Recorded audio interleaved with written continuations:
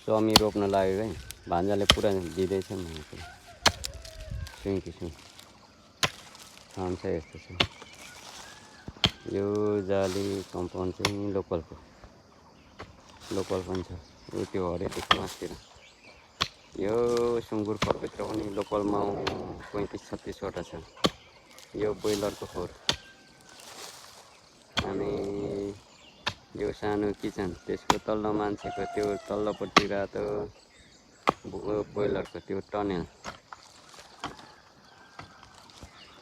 Farm चाहिँ यस्तो छ। पाखामा नेपाली झन्डा पनि फरर हुँदैछ। त्यो तल हरियो निलो चाहिँ लेस कुखुरा सन्जाङ, हाम्रो सावासरको।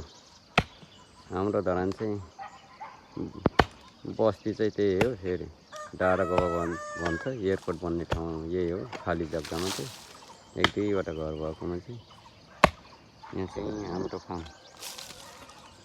फार्म चाहिँ भित्तामा छ। केराहरू बाँसहरू पुरा लाग्दैछ नि। यो चाहिँ विकासे घाँसहरू छ।